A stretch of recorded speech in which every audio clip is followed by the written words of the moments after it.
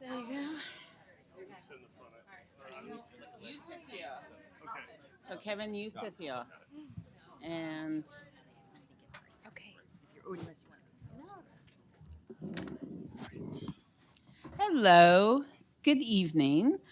My name's Aggie. I'm the outreach coordinator in the children's department here at Politics and Prose Bookstore. Before we get started this evening, I'd like you to ask you to please silence your cell phones so not to disrupt the event. And when we get to the question and answer portion, you can line up at the microphone on your right hand side over here to ask your questions. So, tonight I'm very excited to welcome Kevin Young, celebrating the release of Night Watch. Kevin Young is an award winning author of 16 books of poetry and prose. He is a poetry editor of The New Yorker, where he hosts a poetry podcast, and is also the editor of 11 other anthologies, including African American Poetry, 250 Years of Struggle and Song. He also served as the director of the National Museum of African American History and Culture, and he currently serves as a distinguished writer in residence at New York University. Kevin will be joined in conversation with Steve Lichtai, a journalist, producer, and filmmaker. He's currently the executive producer of podcasts at CNN and co-founder of Small Good Thing. Please join me in welcoming to Politics and Prose Kevin Young and Stephen Lichtai. May the best man win. This is great. I'm so glad to be doing this with you. Yeah. We actually met 30 years ago, which is wild to me to say that out loud. We were children. We were. And it was in Athens, Georgia, where Kevin was teaching at the University of Georgia, and I was working at the local NPR affiliate as a reporter. And a mutual friend came up to me and said, you know, you really ought to meet this guy, Kevin Young. I think you two would really hit it off. And I said, why do you think that we would hit it off? And she said, oh, he's from Kansas. And I'm from Kansas. And Kansans are very skeptical. And I was like, we'll see about that. And well, here we are. So it all worked out fine. Exactly. But that seems like a yesterday and also 100 years ago. I think I'm going to start off right away with you reading something. Okay. So we can get going. It's the first poem in the book. I think it's called Steve and Kevin Are Missing the Chiefs season opener tonight. Right, we are. Thank you for coming out on such a busy, important night. Last night, too, I read, and it was like the opener, you know, it was some team from Dallas played. So thank you, everyone, for coming out on a Friday and such a beautiful night.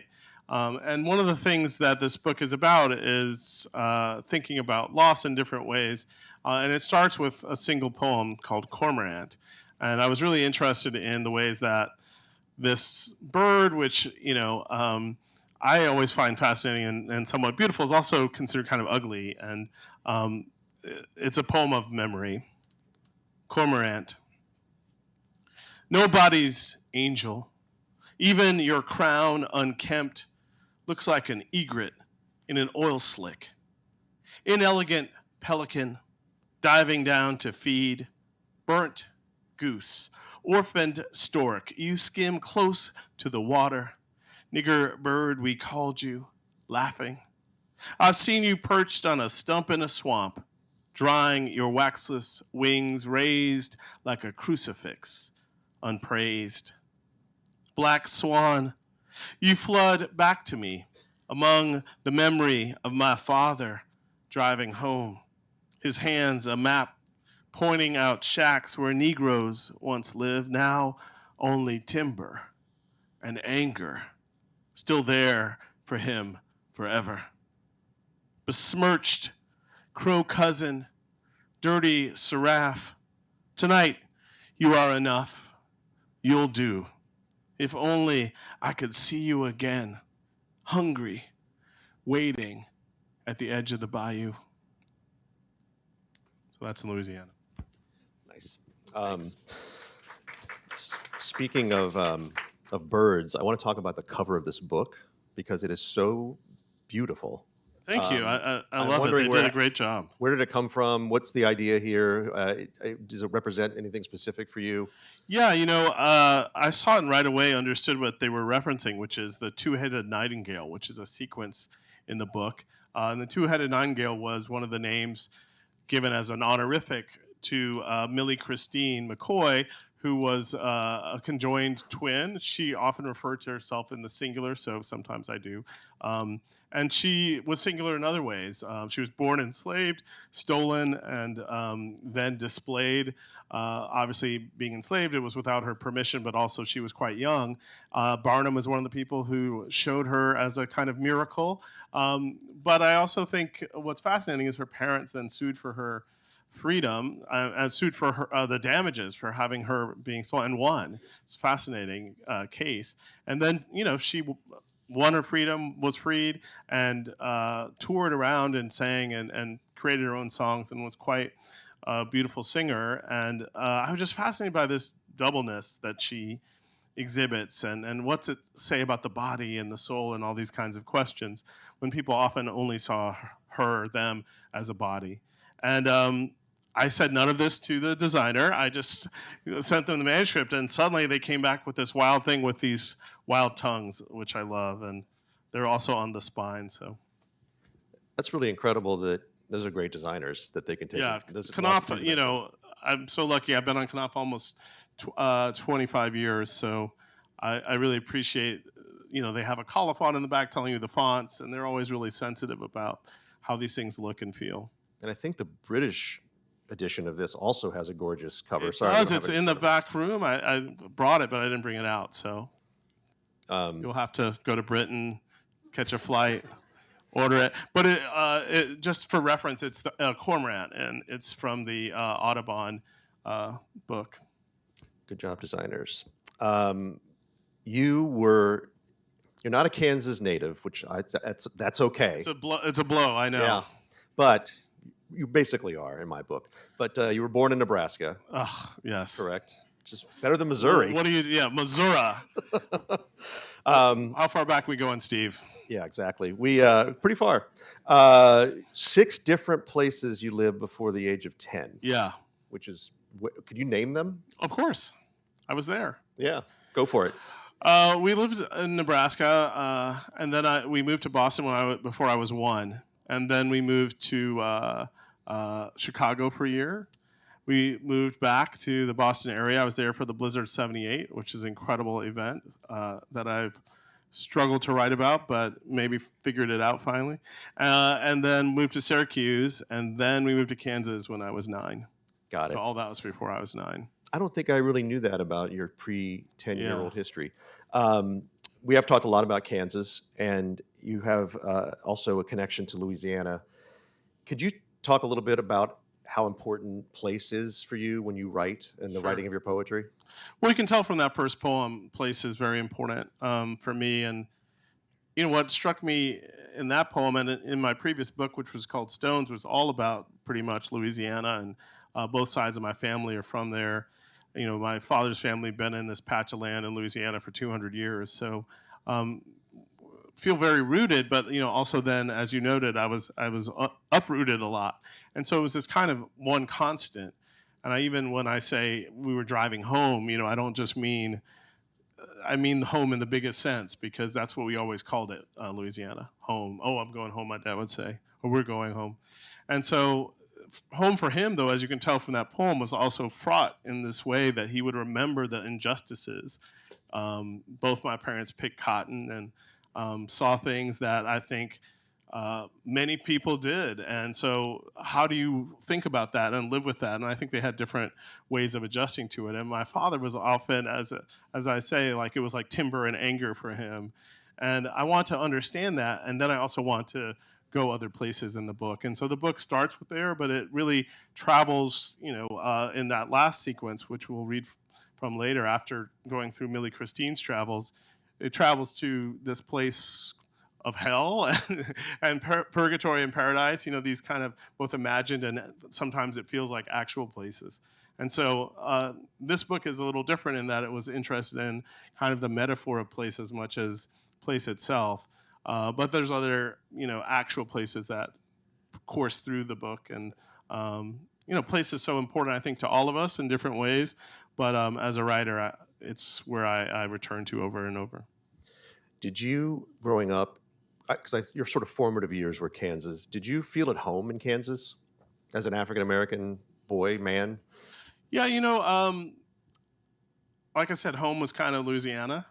And one of the things I learned in Louisiana is just like the portability of home. And so for me, that was part of it. There were many homes in Louisiana, in Topeka, Kansas, where I lived, which, Topeka is kind of a funny place. It's the capital, and it's the third biggest town in Kansas, but it's kind of a big, small town. And at the same time, I went to one of the oldest churches, an AME church there. And Linda Brown of Brown v. Board played piano in my church. So I had this connection to, she was the little girl at the heart of that case, and Reverend Brown had preached in this very church. So every Sunday I saw his picture and heard her voice. And so to me, history was like right there.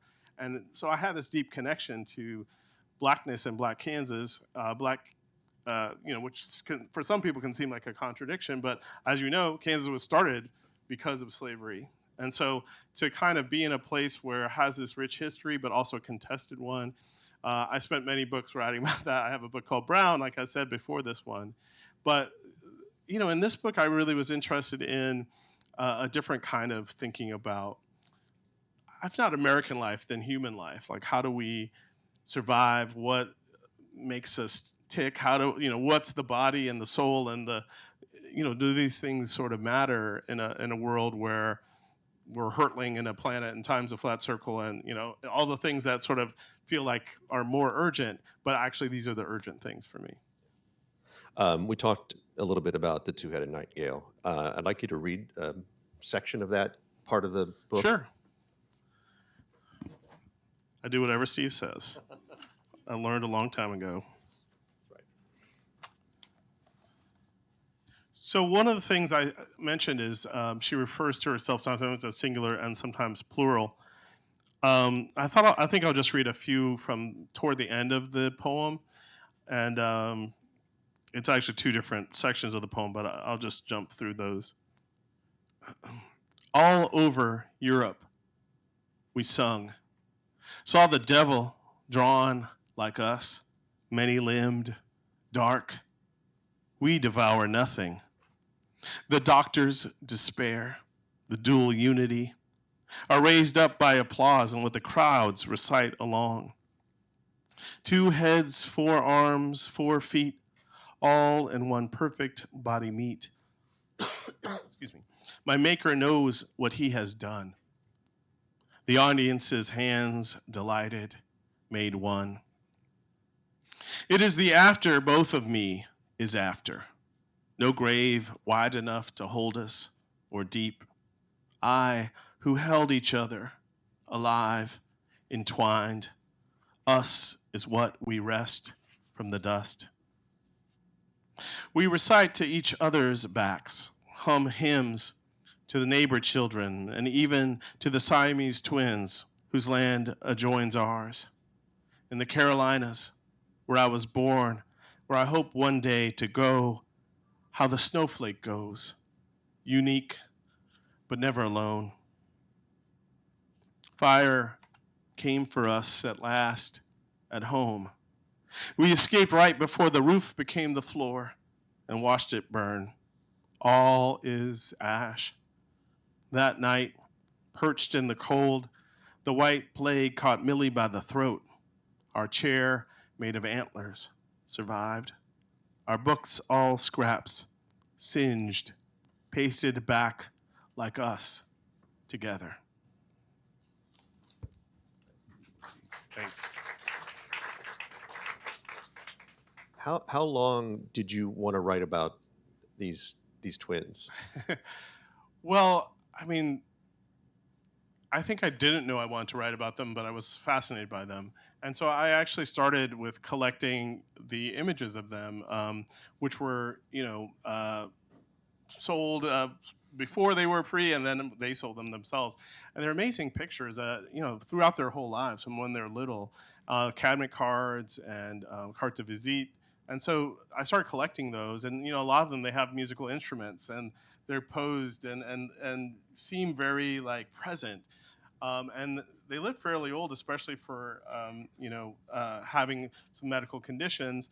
And so I was struck by those older pictures too. And so in that last part that you heard, I wanted to understand what it meant for them. They also, ended up buying basically back the land that they were enslaved upon, which was next to where the Siamese twins, the original Chang and Eng twins, lived too. So it was like this fascinating thing. What's it mean to be together, but also to be adjoining in a way, as well as conjoined to these other conjoined twins. So I think, as you can tell, I get excited by them, and so want to know more about what it was to be them. And so I started just writing about them. So I don't want to get too deep into like process. Since when? But I will. This is one thing I've always admired about you, and always been sort of, and have misunderstood or don't understand, actually. Maybe I'll understand at the end of the night. Yeah. It's how your interests are so egalitarian. It's just like so many things. You always have something from the past, something from current pop culture that you're thinking about. Books, movies, music. I mean, that's why it's so much fun to hang out with you, because we talk about all this stuff Sure. all the time. So when you are thinking about a book, a poetry, how are you thinking about it as far as how you're going to put it together? Yeah. Like, how does that work? It's a great question. It's changed. And I think that's what I would say most, is that, like, from book to book, I want them to feel different. Just for example, my first book, I think I really wanted to have this feel of what it felt like to write it, which is write about Louisiana. And there's about 3 sections that really are about Louisiana. And the last one is about sort of modern life, what it meant to be a person walking around in this body. And, this is in the midst of hip hop at its best. And I'm writing these sort of old timey poems. It felt like in one way, but now I see there was a way in which I was trying to get down these stories about Louisiana and this way of life that was disappearing, and that I didn't see in books before. I grew up not seeing my grandmother in a book, And so now that I've been doing it a while, I have, I think, 27 books and 16 that I wrote myself, the others are edited. You can't just keep doing that same thing. And so, for instance, Brown, which was 2 books ago, I really wanted to, it feels more eclectic, and I wanted to have like home tapes and, away, and I want to have a kind of sense of place, like we were saying. But then Stones, I really wanted to feel like one big long piece, and even though the poems are sometimes set in different places, or mostly in Louisiana, and they mostly have the same form. So that kind of makes it feel like one long thing. And in this, I wanted almost the opposite, or some combo platter of all those things. I wanted to start small, and then every section get longer and longer until you end with Darkling, which is the section that thinks about Dante. And, I started it when I was asked to write in response to Robert Rauschenberg's drawings about the Inferno. And so it just happened to be that he was read canto by canto from the John Ciardi translation, which blew me away, because that was the translation I grew up with. And so when MoMA came to me, I was like, sure, I'll write this. And me and Robin Costa-Lewis split up the just the Inferno. And but I decided to take the Devil, which was, that was tough. And so then, without telling you, when I wrote the other 2 sections, and so for me, it was really a different thing. Almost the structure helped me write it, if that makes sense. If I hadn't had that kind of freedom or built in, like, these sections are going to be totally different, it's only now that it's a book that I start to see the ways they're connected, and that Millie Christine thinking about the body and the self, and who will die first and what will be after, is very much part of the Darkling section. So the Dante poems were the first poems, essentially, of this No, book. I wouldn't say that. They were kind of like floating around, and then they became the Dante poem. Like, they weren't poems, And I think that's the difference. Like, there's a thing you're writing that isn't a poem yet. And the book is not just a collection of poems, it's a collection of some, not a story, but a kind of shape, right? And I wanted to, it didn't have a shape until Dante, until I started to see the ways that my thinking about death and thinking about the dead and thinking about loss were ways of thinking about sacredness that Dante explores. He also has fun and gets revenge, you know, in the Inferno especially. But the other thing that happened is I put the book away. Like I actually had most of it, and then I put it in a drawer because it seemed too dark to me. And then during COVID, I pulled it out, and I was like, "This seems exactly right. Like, why beat around the bush, you know?" And I remember it vividly, just like. And in the back of the book, I list all the times I worked on it, and that's sort of one of the last times. And it just suddenly made sense. It's funny the way you talk about structure and piecing. You remind me of a producer. You know, like you're thinking about all Is these. that a compliment or? Well, it depends on where you're producing, I suppose. But Well, but it's almost more like you're a composer and a conductor yeah, and an orchestra member and an audience member all at once. You have to kind of, and you know, in that I think I learned a lot from Denise Levertov, my old teacher, who used to say like the page is a score, and if you read your poem and you didn't read the line break, she'd yell at you. She'd stop you cold. She'd be like, "What are you doing? That's not how it's written. The page is a score. The reader is a conductor." And you know that just was drilled into my head. And what I came to understand and appreciate is that everyone's score is slightly different. You know, and your job is to get your music down. And so a lot of what I'm trying to do is get that music down. And if it works, then you know you one day won't be there reading it, but someone else will still hear that and inhabit your breath. I mean, that's amazing that poetry throughout the centuries, over the centuries, you can pick up Whitman or Dickinson or Dunbar or Hughes and you hear them and have them with you well before you've even heard them. it's like music. You would actually be a very good record producer, I think. Thank you. Yeah. Any, offers, I'll. Yeah, just the way you think about things, I think would be really interesting. You'd probably be a real pain in the ass in the studio. No. Yeah. Easy. Piece of cake. So I want to talk. And then we've talked about. Well, let me start here first. Let me say I'd love to have you talk a bit about the dedications in your book. Yeah. The three women that you've dedicated the book to. Could you tell us about them and why Sure. you dedicated the book to them? There are three really important folks in my family. Two of them are my aunts who died in the past couple years, and then my grandmother who lived to be 101. And so they're listed in the order that they passed away, and I'll say their names: Tootie and Mama Annie and Aunt Gail. They transitioned or had their journeys then, and it just was. Mom Annie's had a book before that I wrote while she was alive, so I was glad she knew. But it was a way to kind of try to capture that moment, and it just seemed also appropriate. There's a epigraph in the book, which was before I think the dedications, from Evan Boland, the wonderful poet who also died in 2020, and it's how will I know you in the underworld? Let me get it right.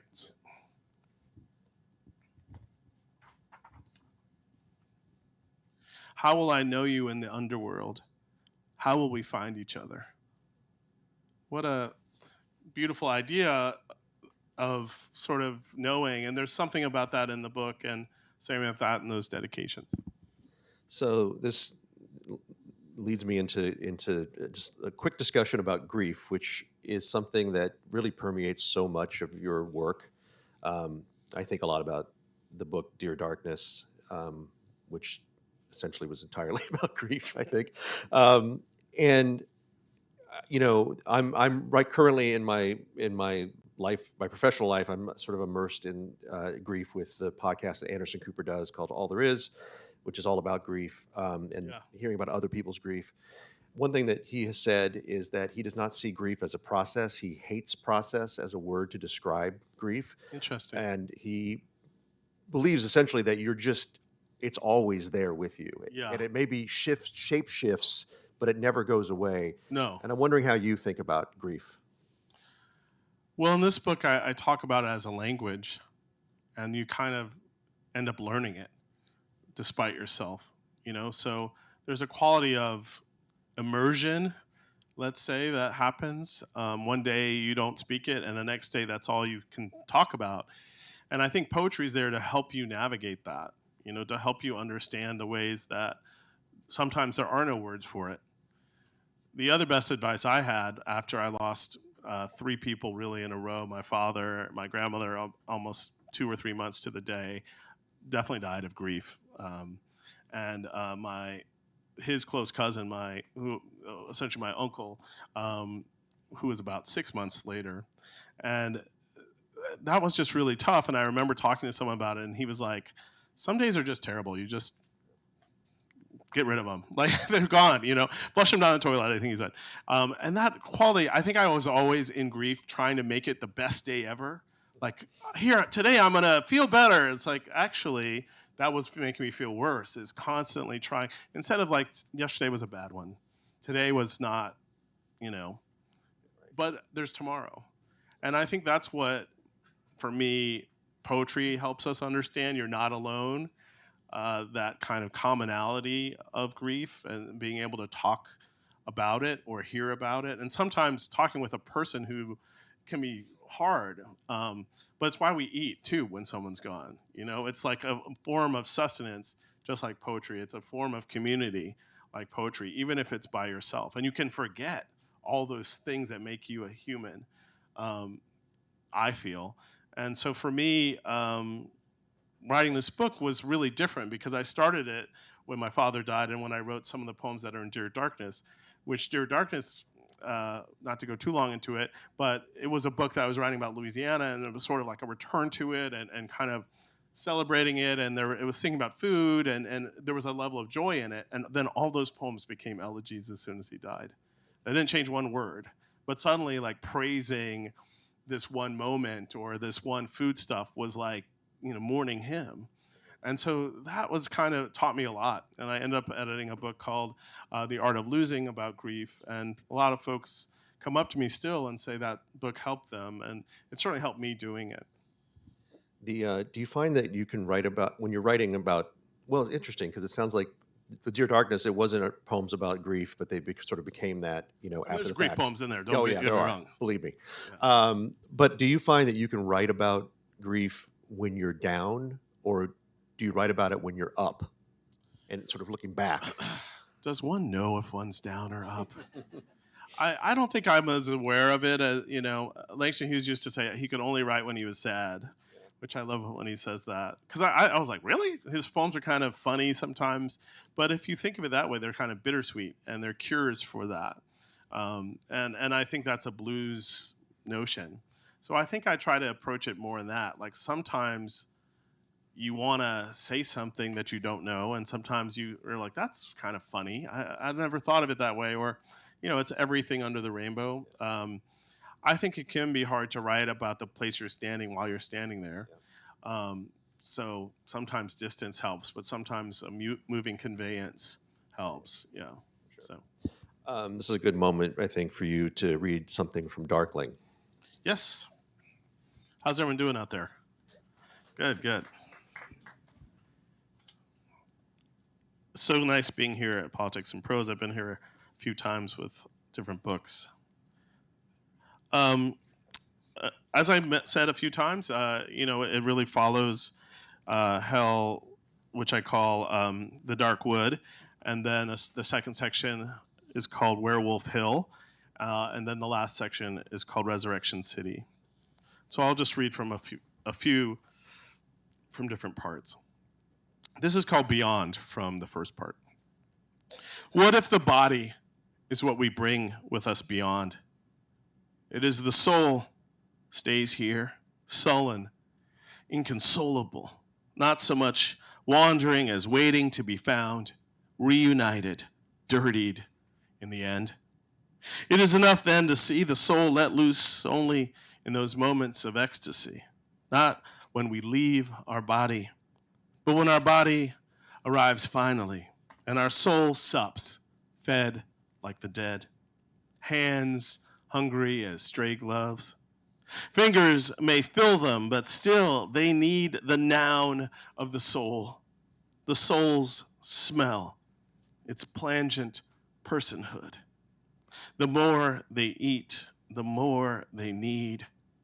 The body always becoming, who verbs its way over and under, while the soul rocks in the old folks' home. The soul who shivers, grown suddenly cold.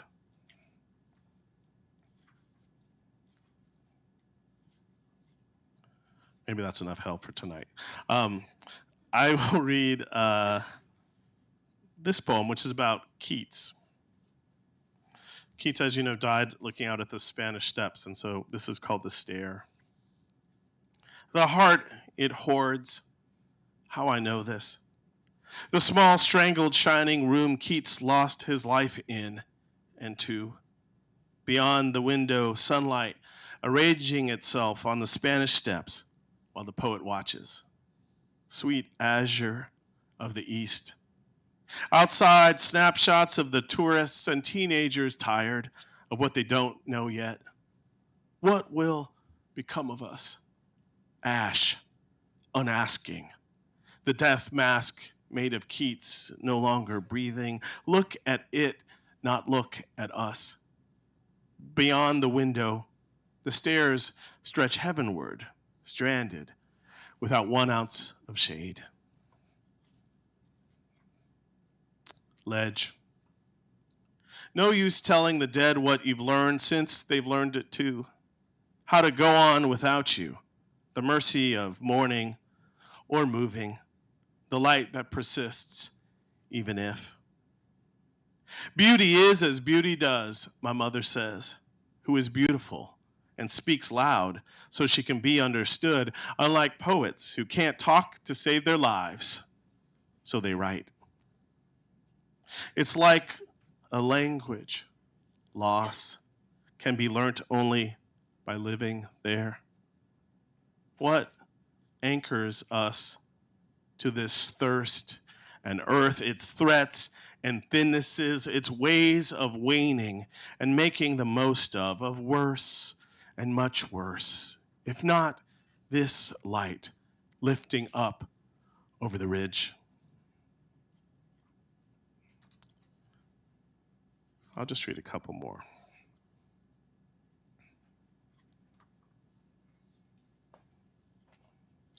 It's hard to read with one hand, I'm finding. Oh, I'll read this one. This is called Yellow Jacket.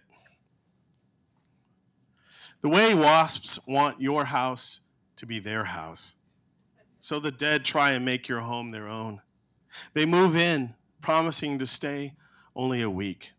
Luggage stuffed with old clothes and tinted photographs. Building their houses of paper, buzzing, they draw the curtains, de-silver the mirrors, till years later. Look about, and it's your life the dead are living. Wake and rub the night from your eyes. The paper fetched wet from the yard. The paid death notices and ads for living longer, unread. Mine, not the wings for such a flight. Each day, later than you like, the lonely postman force feeds words into the hungry mouth of the mailbox, where this small, dunning bird has begun its brittle, briefest nest. And then I'll end with this poem called Grace. Grace, no one's from here. Me, I'm just visiting.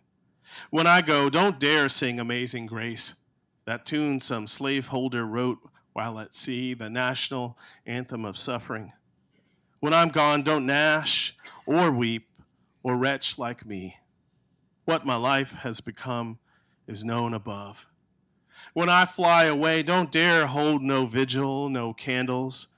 Just burn the whole town on down. Thanks. I want to ask one last question of you. Sure. Because it's always interested me about your work with the New Yorker. So you're the poetry editor of the New Yorker. Is that probably was not on your bingo card when you were 13 years old in Topeka, Kansas?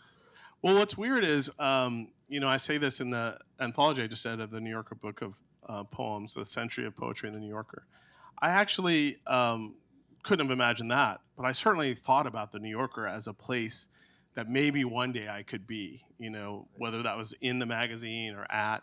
And so I tell the story about when David Remnick said, "Oh, would you have any interest in maybe editing this anthology?" I was like, "Only since I was 15." Like, are you kidding? Like, well, yes. And I had actually thought about like, what would such a thing look like, And so having done it, I guess since 2017, I think a lot about, that kid and what it means to be in a place far from New York, in the case of Kansas, and get the magazine every week and have it teach you something. And I think it does that about the cartoons, from the cartoons to the talk of the town to, all the things it does. And the poetry seems to me all the better because it's in conversation. It's not just isolated from the rest of the universe. It's part of the universe. Yeah. And of course, poetry is. And that used to be more common. Newspapers printed poetry. It was around. And it wasn't seen as something that you had to be a specialist to do, much less to read. And so I miss that part of it. And I love that kind of quality. And I think being able to sift through, we still get about 40 or 50,000 submissions a year. And that just isn't poems. That's like submissions, like some have many poems in there. And what I'm struck by, I remember when I first was in the magazine and talking to Alice Quinn, the poetry editor then, she was wonderful, and Paul Muldoon, my immediate predecessor.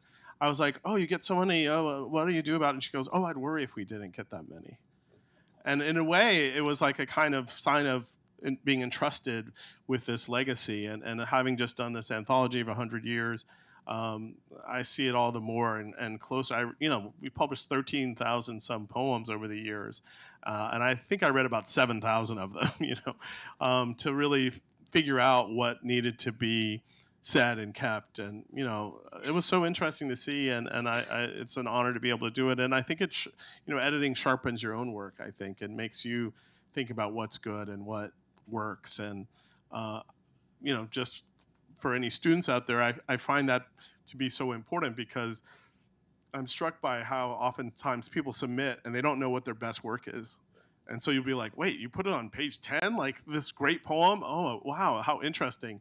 And I wish people had got that experience of seeing what works, and how, and seeing their own work up close and far away, which is what you need to do.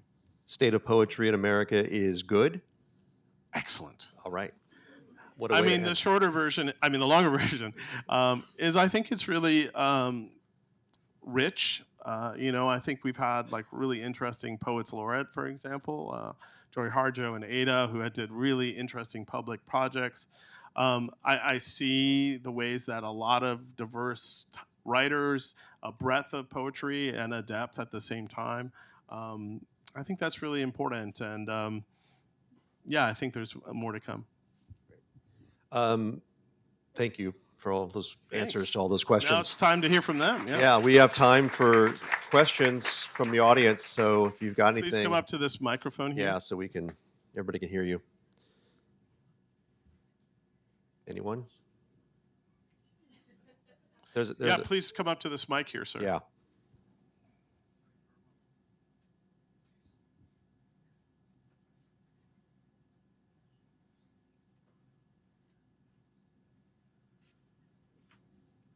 My name is Christopher Damrosch, and I have an identical twin brother who's 3 minutes older than I am. We were never conjoined twins, but my one question, wondering, is, did the conjoined twins that you described early in your talk this evening share one heart, literally? No, they didn't share one heart, but they did pass away. One was slightly stronger than the other and passed away first. And then the other one passed away. There was a lot of fascination and about their anatomy, of course. But what I think was really powerful is how they thought of themselves. There is an account in the book that I reprint, which is problematic account. I mean, these were these doctors who wanted to examine her and were, not always, they're self-appointed doctors. And but one of the things they say is at times they have the same dreams. And so I love that idea that they shared more than forgetting, body parts. They shared kind of an imagination. And I think that's really interesting and speaks to kind of the mystery that they felt really comfortable with. I read part of the parts where they talk about, sort of confounding doctors. And, like that's what's interesting about them is they were very aware of their specialness and their mystery. Great question. Thank you very much for addressing my questions so volubly. Thank you. What year did they die? That's a great question. I don't have it to hand right now. Okay. 70s, maybe 80s.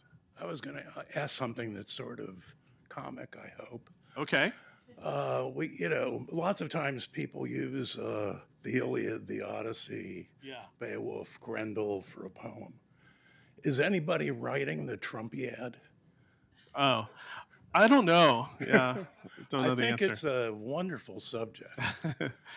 I was really interested in my book in thinking about sort of the life of the underworld, and the afterworld, and not just sort of the here and now, but you can think about, I was struck in sort of that poem about, the Millie Christine poem, about how her doubleness, and she talks about the dividedness of her time in the Civil War. And so she is speaking to now.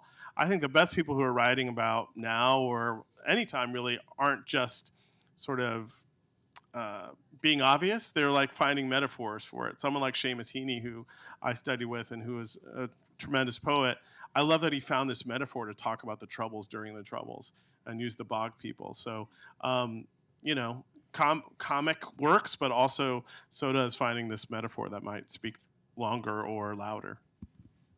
Thank you. Thanks for your question. Hey. Hey. I'm also a pre-fertility treatment twin, so I think that's a theme tonight, but with a boy. So don't ask me if I'm identical. But I was going to ask you. Actually, you just referenced Seamus Heaney. I was going to ask you. I was at Harvard at the same time as you. Right. Yeah.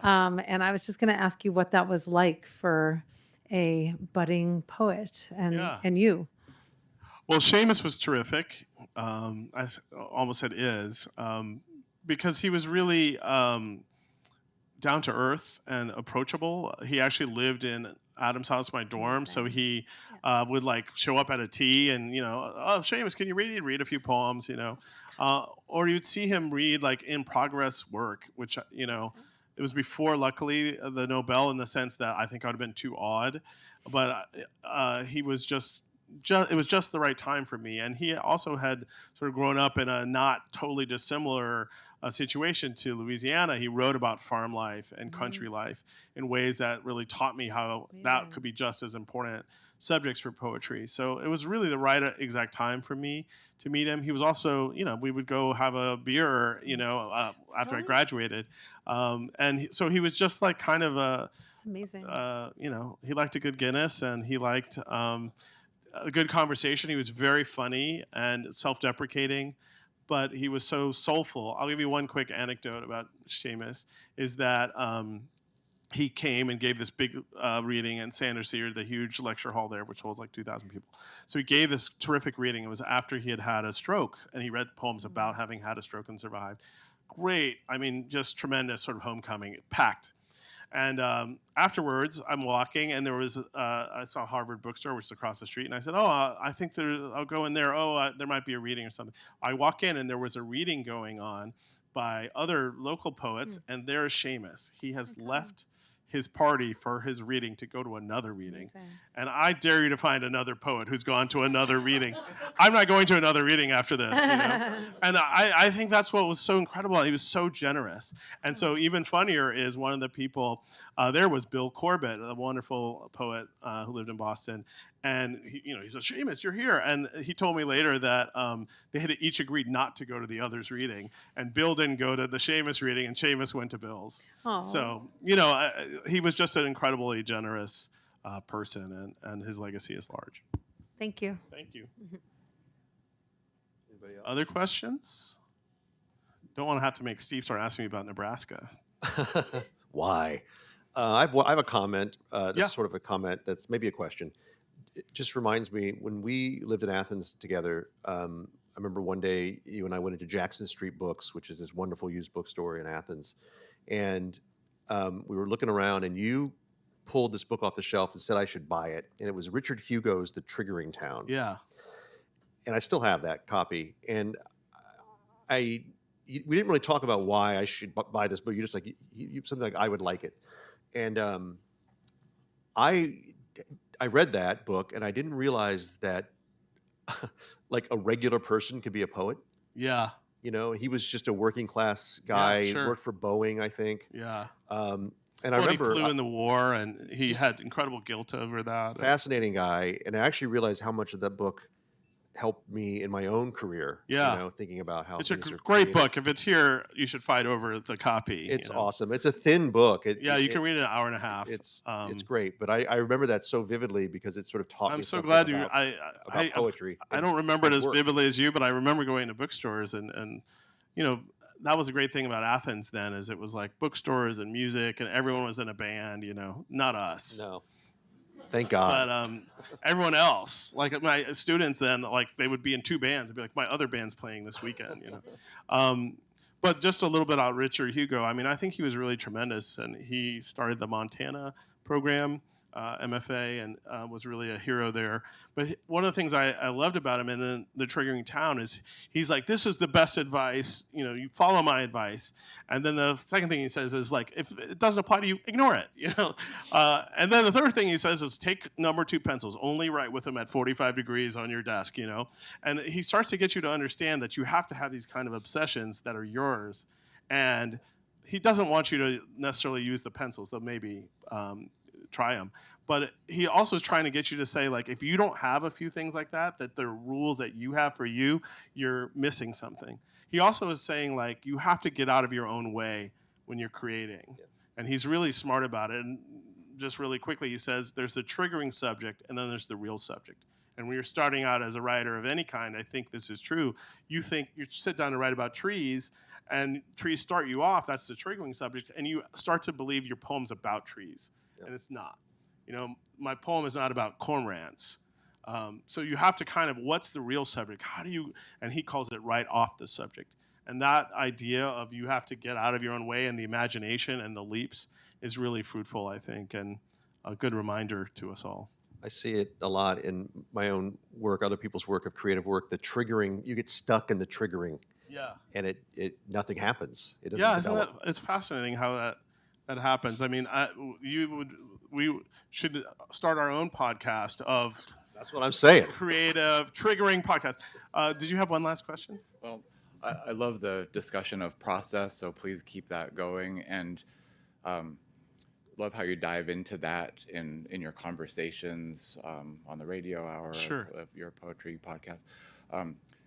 Talk to us a little bit more about your generosity and the way you manage your time for absorption, as well as generosity, as well as the massive production that you're able to generate. Sure. Well, it's a great question. Time is one of those things that I don't know if it changed as much after pandemic as it should have. Like, you know, there was this moment where it's like, oh, maybe I can rebalance my life and change it. And then you're like, oh, here I am on Zoom, you know, for 8 hours straight, you know, and my legs are numb. I think for me, like, it becomes it's a balancing act, you know, and the way I tend to work, writing poems or even nonfiction is in bursts. And I think especially with nonfiction, you have to sort of do it almost every day, long prose of any kind. And because there's a kind of discovery you make in hour 3 or hour 2 or whatever that time frame is that you get to, and if you're not sitting there, it's never going to happen. But in chair, some would say. And poetry, I find I tend to, you know, I won't be writing. And what I often say is the hardest part about writing is not writing. And, you know, because you have to manage this downtime and that intake, you know, you can't just be output. And so that, especially for a poet, can be hard to A, find, and B, preserve. And I think whatever rituals you can around that, I really couldn't, when I was running these institutions, have that as a separate thing.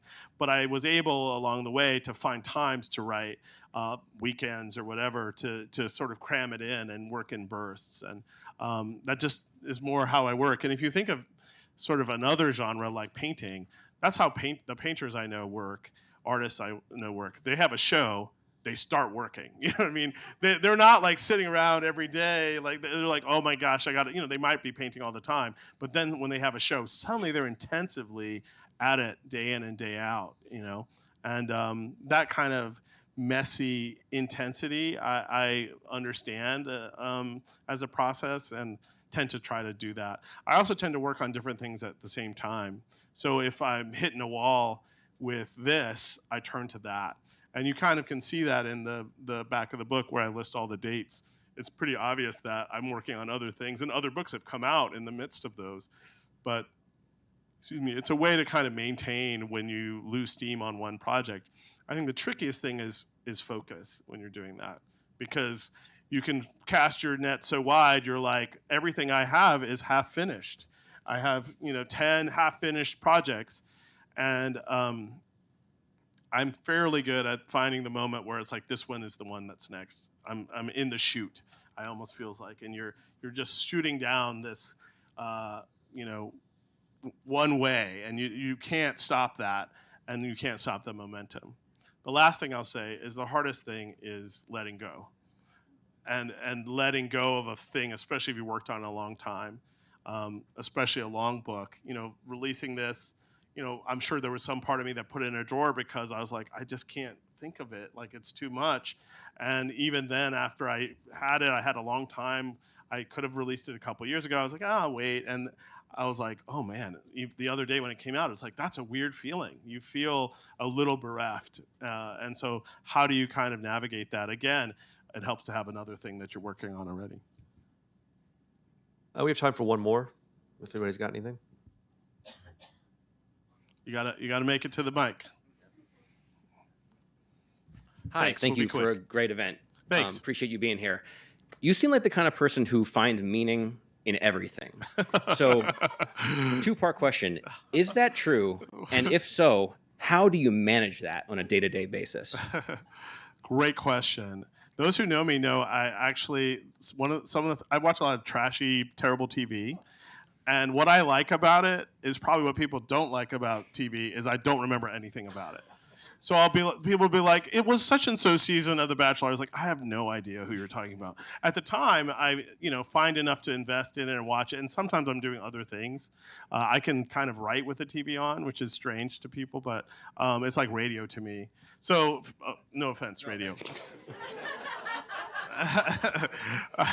So, to me, it's like there, and so I think that's part of my, and, I've been watching a lot of tennis this summer. That's another example of something that isn't like I'm invested, and then I might even be upset that Osaka lost for the next day, but she's not upset last night. So I'm, I got to get over it. So I think there's other things that you have to have that aren't those things.